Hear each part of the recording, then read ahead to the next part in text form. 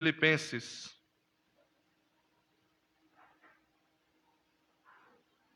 capítulo de número 4.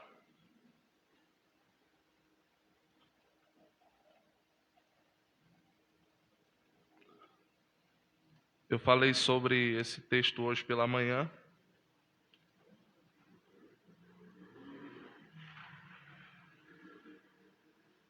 E eu gostaria de falar de novo agora à noite. Apenas o verso de número 13. Capítulo 4, versículo de número 13. Posso todas as coisas naquele que me fortalece. Amém? Podem assentar, queridos. Obrigado.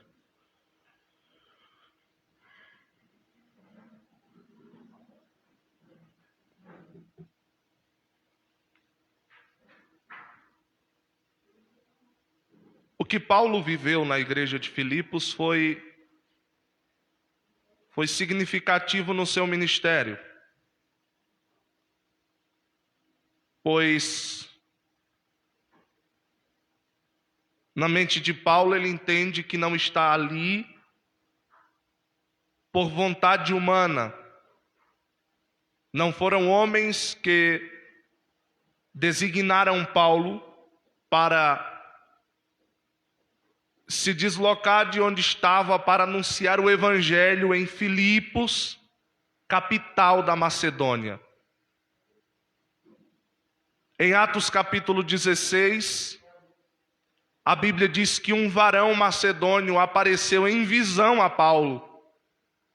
E nesta visão a seguinte expressão foi dita por este varão: passa a Macedônia e socorre-nos, ajuda-nos, precisamos do auxílio do seu ministério.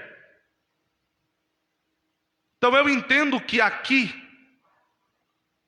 o próprio Deus direcionou Paulo para pregar o evangelho em Filipos. E nós temos aqui, nesta iniciativa, um início com variedades e contrastes.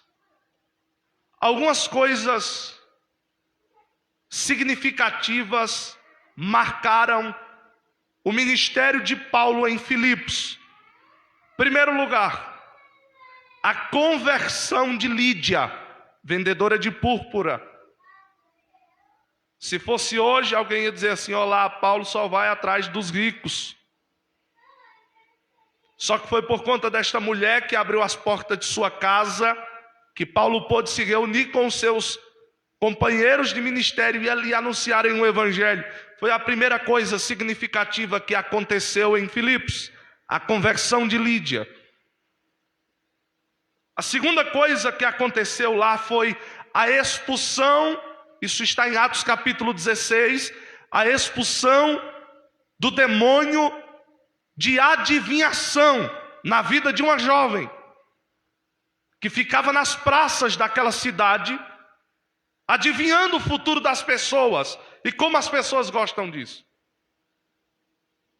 Como as pessoas gostam, e hoje, nós atribuímos essa iniciativa, irmãos, eu não estou dizendo com isso que apenas os demônios se utilizam disso. Eu sei que há o dom de profecias e que Deus se utiliza de pessoas para falar coisas que vão acontecer, para nos exortar a tomarmos precaução, para nos informar a respeito de determinadas situações. Mas observe, nós precisamos do dom de discernimento, porque paira sobre a igreja brasileira um espírito de adivinhação.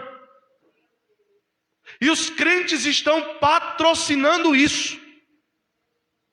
Irmão, se alguém me mostrar na Bíblia Jesus fazendo campanha, segundo, Jesus revelando CPF, terceiro, Jesus orando por chave de carro, de casa, quinto, quarto, Jesus ungindo objetos, Se você me mostrar na Bíblia, em alguma epístola, em algum dos evangelhos, os apóstolos, os evangelistas, o próprio Jesus fazendo coisa desse tipo, eu vou aderir a essa situação. Nós vivemos aquilo que chamamos de pragmatismo religioso. As pessoas precisam de algo para ter uma fé em Cristo. Já não é mais fé. Porque eu preciso de uma vassoura para varrer a minha casa ungida pelo sacerdote da igreja para expulsar os males. Você não precisa de vassoura para varrer a sua casa. Você precisa ter o seu coração varrido pelo poder da palavra. Você não precisa que eu vá na sua casa e vá lá ungir. Não tem base bíblica para isso. Ungir seu carro, ungir sua casa, ungir os brinquedos do seu filho, ungir teu cachorro. Não tem. A Bíblia diz que a unção com óleo é para os presbíteros impor a mão sobre os enfermos. A Bíblia não diz, vai lá e põe a mão no utensílio, porque agora é consagrado. E se fosse, aí tem crente, não pastor, mas no Antigo Testamento eles ungiam as coisas, ungia para Deus. Você vai dar a sua casa para Deus? Você vai dar seu carro para Deus? É porque eu comprei para eu andar com minha família. Não? Então fica tranquilo, irmão. Fica tranquilo. Se foi Deus que te deu, você não precisa pedir a bênção de Deus, porque já é. Já é bênção de Deus sobre a sua vida. Você conquistou com o fruto do seu trabalho? Quem te deu força para trabalhar? Quem te deu saúde para trabalhar? Quem te deu oportunidade de emprego? Foi o Senhor? Então tudo que você adquire na honestidade, na simplicidade, com as oportunidades que Deus te deu, é bênção de Deus para a sua vida. Você não precisa ungir nada, irmão. Um dia eu cheguei em um mercadinho lá na Paraíba e tinha 2 crentes brigando. Olha a qualidade dos crentes. Um da Universal, o outro da Assembleia. O crente da Universal disse, o pastor mandou levar meu travesseiro para a igreja, para ele ungir, não, o travesseiro não, o edredom da minha cama, para ele ungir, para eu ter uma noite abençoada. Eu disse, meu Deus.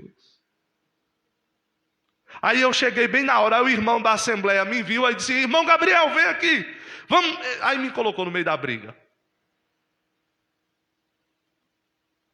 O que o senhor acha de... Aí eu disse, irmão, não briguem por causa disso, mas deixa eu dar uma palavra para o irmão que está levando o edredom para a igreja. Olha, igreja não é lavanderia. Roupa suja e os seus edredom, quem lava é sua esposa. Na máquina que Deus deu para vocês, no tanquinho, na mão, seja lá como for. Mas é na sua casa, igreja não é lugar de levar colchão, edredom, cama, nada. Porque, irmão, não preciso que ninguém use o edredom da minha cama para que eu tenha uma noite abençoada. Por quê, pastor? Porque quem deita naquele edredom já é ungido pelo poder do Espírito.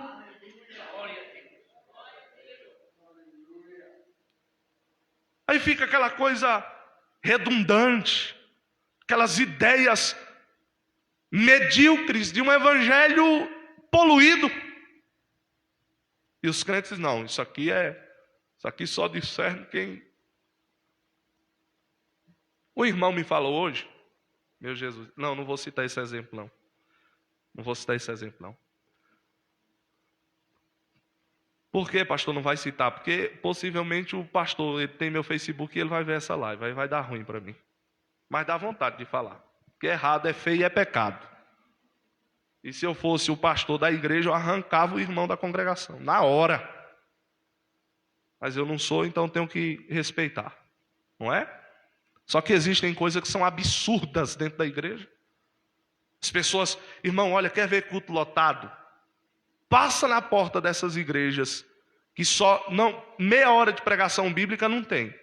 Mas é 3 horas de gente vindo na frente. Olha, Deus me revela aqui o CPF 04672242175. O nome é Gabriel da Silva Martins, mora na Beatriz 2, quadra 60, lote 5. Meu Deus, se um camarada fazer isso, no mínimo eu vou pensar que ele trabalha em algum órgão público do município.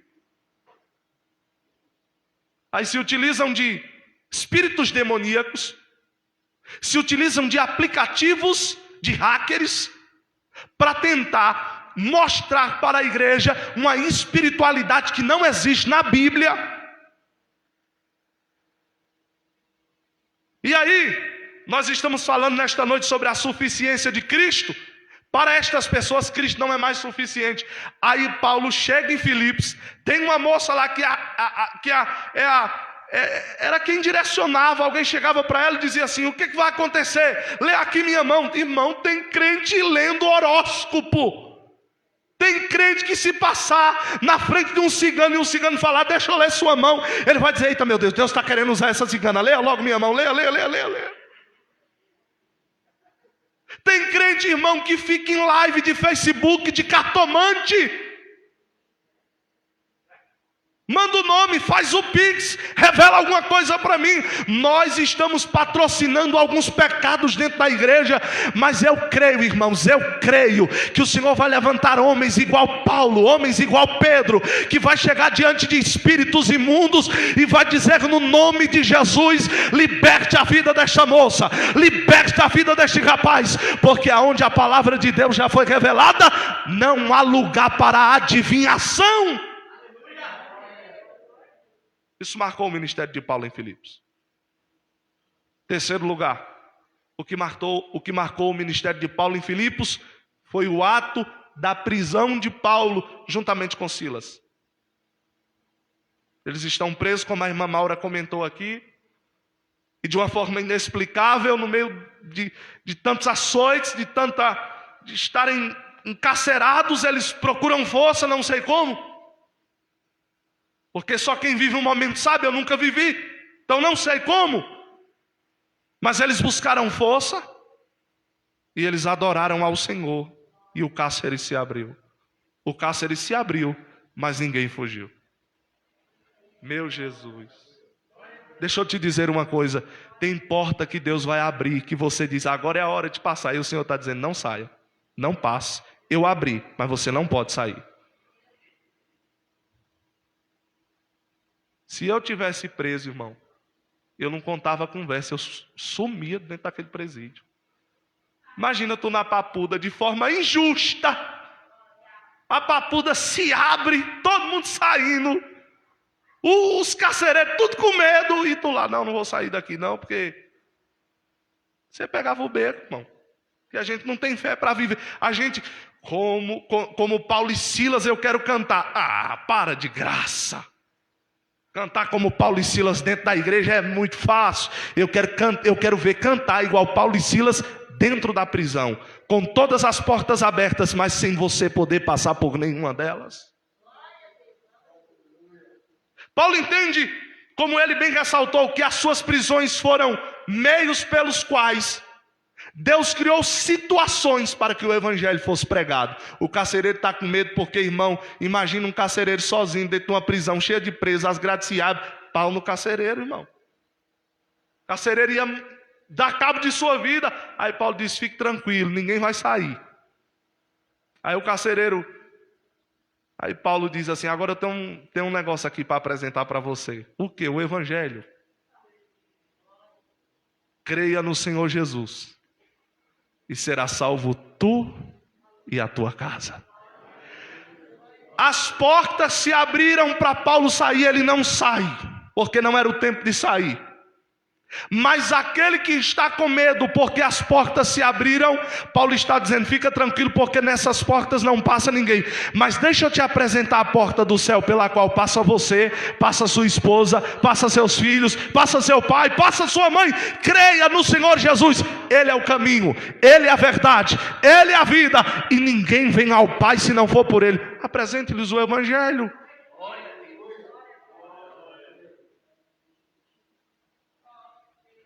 A quarta coisa significativa que aconteceu com Paulo em Filipos foi a oportunidade dele estar diante das autoridades. Isso marcou muito o ministério de Paulo. Ele se apresenta para aquelas autoridades como sendo um cidadão romano. E há um respeito sobre isso. Mas esse é o primeiro detalhe. O segundo detalhe é o contexto no qual esta carta foi escrita, porque eu estou falando aqui de Paulo e Filipos, quando ele fundou a igreja lá. Então no início ele enfrentou isso. Eu me recordo que um dia aqui na igreja aconteceu uma situação terrível. E foi depois daquele dia que eu disse assim: eu vou para a academia me exercitar, porque nem para pegar demônio eu estou prestando. Aconteceu uma situação aqui, de uma possessão, e os espíritos levaram a jovem aqui subindo nesta rua de uma forma inexplicável. Quem viu, sabe do que eu estou falando.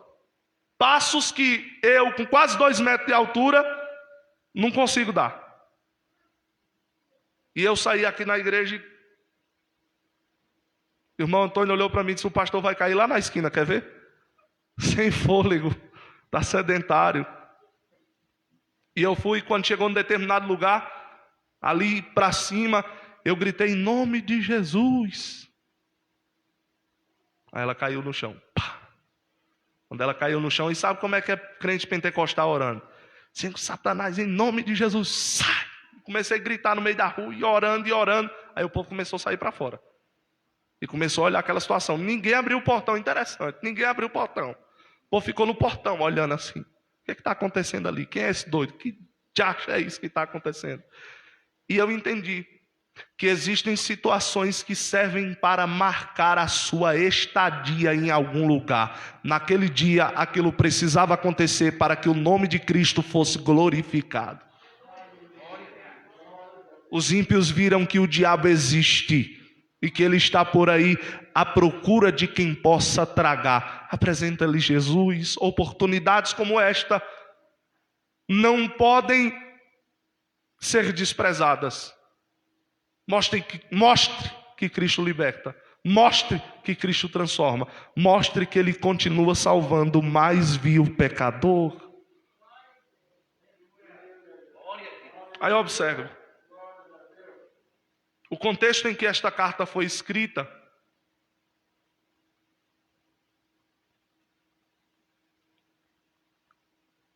Paulo escreveu esta carta quando estava preso. A carta aos Filipenses é chamada de 2 nomes. Primeiro, carta das prisões. É uma das cartas que Paulo escreveu quando estava preso. Segundo, carta da alegria, porque em nenhuma outra epístola Paulo expressa tanta alegria, tanto de sua parte quanto para a igreja viver em alegria como nesta.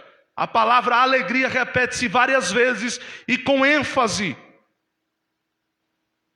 Paulo disse: regozijai-vos sempre. Outra vez vos digo, alegrai-vos.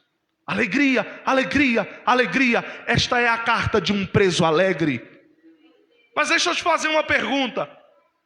Aonde foi que viu um preso escrever para quem está fora, dizendo: olha, vamos conjecturar isso aqui, vamos pensar.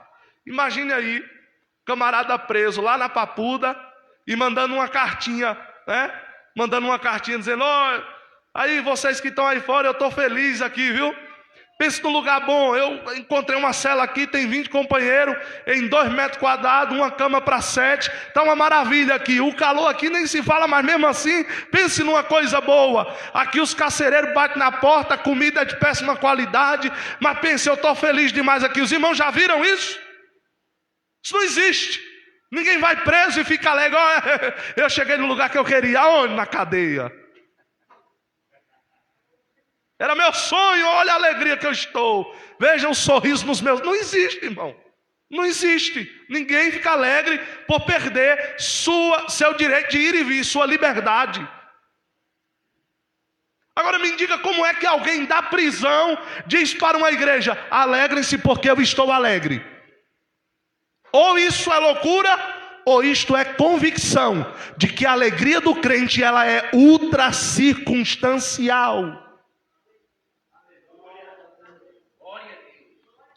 Existem pessoas que, eu vou explicar isso aqui, existem pessoas que dependem da circunstância para se alegrar. Se eu tenho um carro do ano, eu estou alegre. Se eu não tenho, eu estou triste.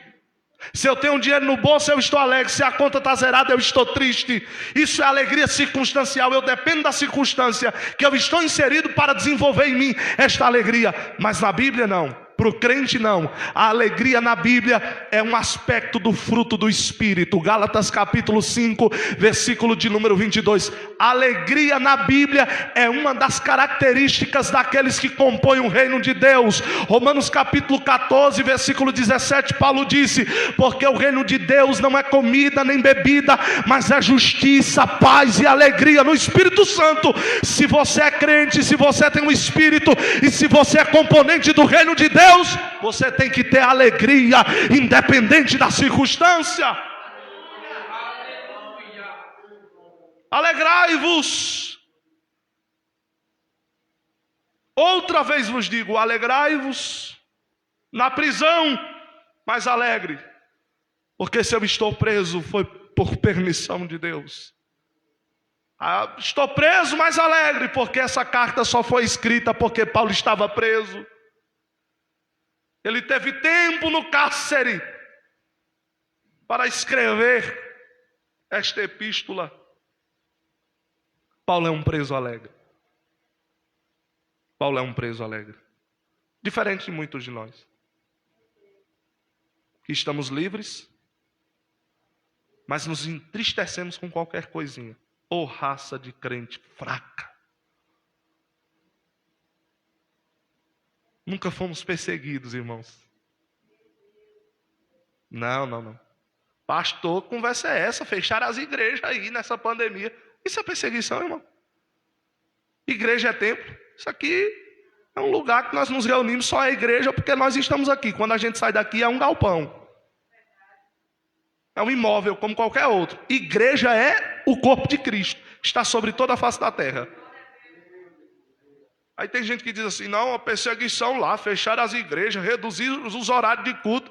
Pelo amor de Deus, você fica reclamando porque o culto passa das 21 e ficou reclamando na pandemia porque reduziram o horário de culto. Misericórdia, irmão. Quanta hipocrisia.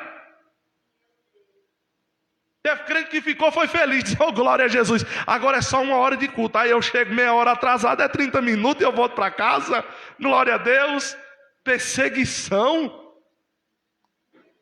Perseguição é quando alguém pegou, como pegaram Policarpo, discípulo de João, um velho de 80 anos de idade. Eu já contei isso aqui, mas vou repetir hoje. Pegaram um ancião, Policarpo, 80 anos de idade. Chegaram diante da arena, as feras lá famintas, porque passavam um dia sem se alimentar. Olharam para Policarpo e disseram: Policarpo, negue a Cristo ou nós vamos te lançar para as feras te devorarem. Policarpo olhou e disse: eu tenho 80 anos de idade, não me recordo um dia que o meu Cristo foi infiel comigo. Abram essas jaulas, me lancem para as feras, porque ainda hoje eu irei ver o meu Cristo na sua glória. Pegaram mais uma vez o velho, colocaram ele em uma fogueira, amarraram entre os feixes de lenha e disseram: Policarpo, negue a Cristo ou nós vamos te queimar vivo. O velho mais uma vez gritou com a fé intacta e ele disse: acendam logo a fogueira. Mas deixa eu dizer algo para vocês: esse fogo que vocês vão acender vai carcomer a minha carne, mas o fogo do inferno está esperando vocês. Se vocês não se arrependerem, vocês irão queimar eternamente. As crianças, no período de perseguição, os filhos dos crentes, porque quer ver o pai ficar louco da cabeça, toca no filho dele. Aí os perseguidores pegavam os pais não negavam, a fé inabalável. Aí disseram: vamos fazer outra coisa, vamos matar os meninos, porque se matar a molecada, os pais negam.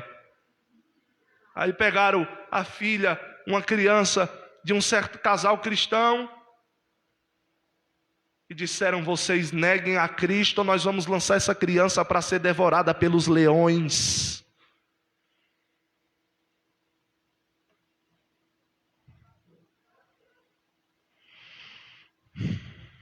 A criança estava no meio da arena,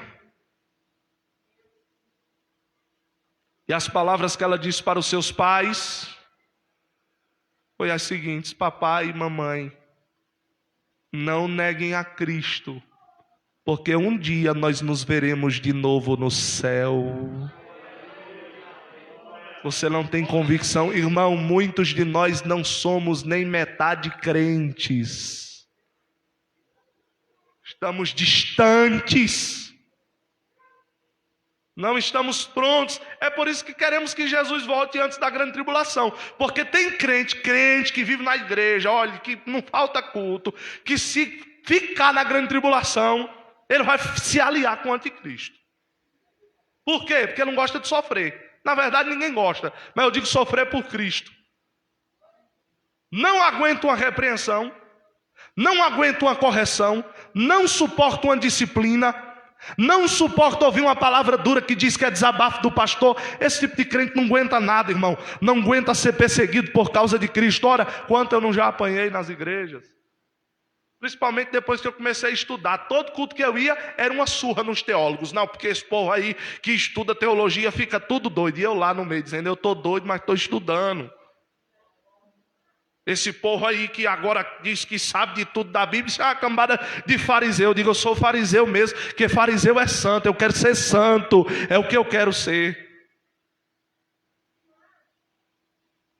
Os irmãos entendem? Que as circunstâncias não podem roubar dos nossos corações a alegria de servir a Cristo. E o apóstolo Paulo demonstra isso para nós. Pelo um simples motivo. A suficiência de Cristo. Ele é um preso alegre. Por quê? Tudo que ele precisa tem nome: Jesus. Não, pastor. É Jesus e casa, né? Salário bom. Família com saúde. Se não for tudo isso aí, para que Jesus? Para que Jesus? Aí nós vamos para o capítulo de número 4 e eu vou encerrar em 5 minutos. Paulo diz, veja como é ter Cristo, veja como é para um cristão entender a suficiência de Cristo na sua vida. Ele diz no verso 11, sei estar abatido. Perdão, verso 10, ora, muito me regozijo no Senhor, por finalmente reviver a vossa lembrança de mim. Pois já vos tinhais lembrado, mas não tinhais tido a oportunidade. Não digo isto como por necessidade. Por quê? Verso 11. Aprendi a contentar-me com o que tenho. O que é que Paulo tem, irmãos? Quando ele escreve a Timóteo, segunda carta no capítulo de número 4, ele diz, Timóteo, combati um bom combate, encerrei a carreira e guardei a fé. Desde agora a coroa da justiça já me está guardada, a qual o Senhor justo juiz não me dará somente a mim, mas a todos quantos amam a sua vinda. Quando vieres, traz a capa que deixei em Troades, traz os livros e também os pergaminhos, traz João Marcos, porque é muito útil para mim. O que Paulo tem no final de sua vida é uma capa velha, é um bocado de livros, e é o desprezo do fundo de um cárcere.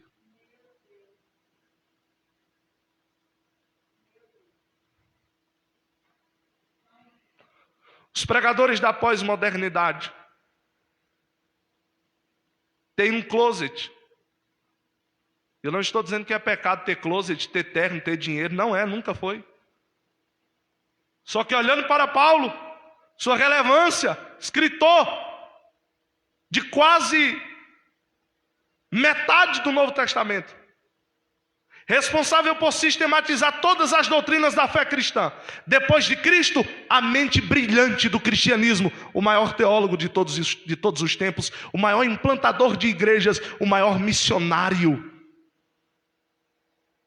O homem que não temia absolutamente nada nesta terra.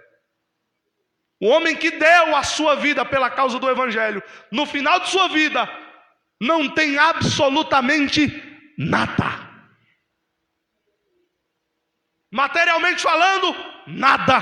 Mas dentro daquele cárcere a fé estava inabalável. Porque na vida de Paulo, Cristo é suficiente.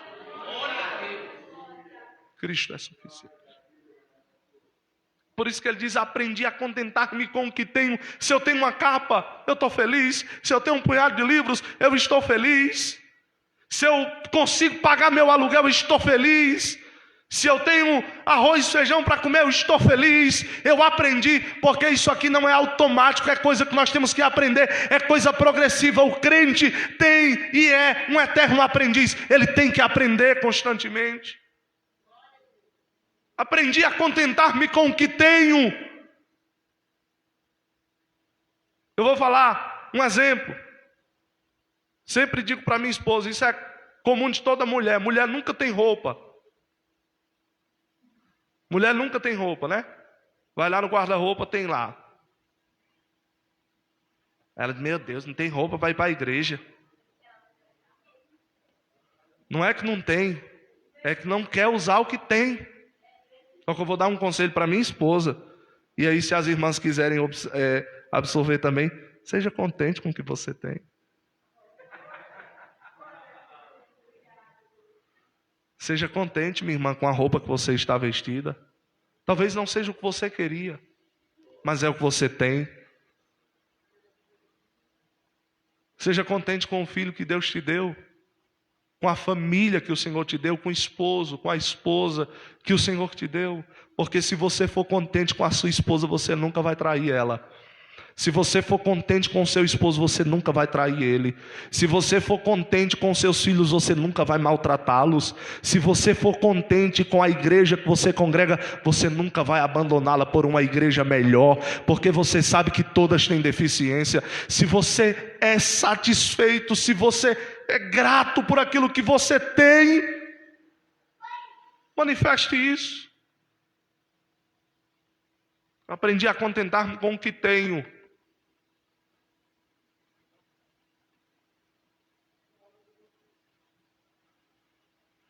Glória a Deus. Aí, o texto continua. Aí ele diz assim, verso 12: sei estar abatido, sei também ter abundância. Em todas as maneiras, em todas as coisas, estou instruído, tanto a ter fartura como a ter fome, tanto a ter abundância como a padecer necessidade. Verso 13: posso todas as coisas naquele que me fortalece. O texto que o povo ama. Para a lama de caminhão, retrovisor não, para-brisa de carro, entrada da casa do crente, tem lá uma plaquinha lá: posso todas as coisas naquele que me fortalece. Os crentes modernos têm tatuagem: posso todas as coisas naquele que me fortalece, né? Porque Cristo só não fortaleceu o espírito, ele tem que tatuar na carne aquilo que não está dentro do coração. Vou botar aqui um versículo bíblico, porque o nome do Senhor vai ser glorificado nessa tatuagem. Ô infeliz. Põe um versículo no teu coração, não precisa tu colocar ele estampado no teu braço, na tua perna, na tua cara, não. É só colocar no coração. Aplicou na vida, no coração, de dentro para fora, é o suficiente. Aí os crentes ficam: não, eu posso todas as coisas naquele que me fortalece. Então eu posso ter isso, eu posso ter aquilo, porque a Bíblia diz: o Senhor é meu pastor e nada me faltará. Eu posso, é Bíblia, pastor, é Bíblia pura. É assim que as pessoas dizem, interpretam esse texto. É um dos textos mais mal interpretados. Depois do Salmo 23, é o texto que o povo mais publica nas redes sociais, nos Instagrams. Está lá, né? No Instagram, lá no perfil, lá na bio da pessoa, está lá: posso todas as coisas naquele, em todos os lugares. Só que Paulo está dizendo aqui a respeito da suficiência e do fortalecimento que Cristo deu para ele conviver com todas as circunstâncias da vida. Glória a Deus. O que é Cristo ser suficiente, pastor? É você estar na luta, é você estar na bonança, é você ter ou não ter. Você entende que Cristo está com você em todos os momentos, em todas as situações da sua vida.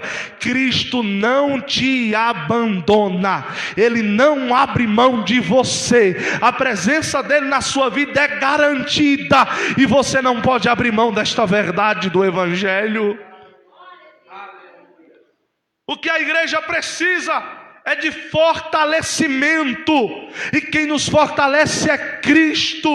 Quem nos capacita para vencer é Cristo. Quem nos faz caminhar e dar um passo adiante é Cristo.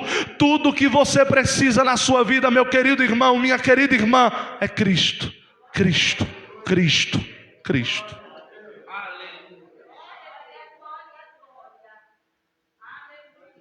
E eu vou concluir a respeito do que o irmão Antônio falou, o pastor Antônio falou, a respeito do que eu falei aqui, unidade.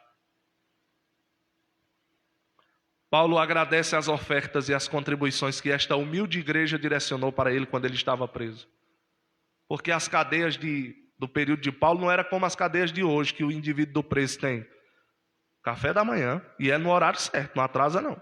Almoço e janta, banho de sol, salário para a esposa que ficou com o menino fora, né, enquanto ele está recluso lá dentro, e ainda tem um dinheiro que ele pode sacar quando sair do presídio, que é para recomeçar a vida dele.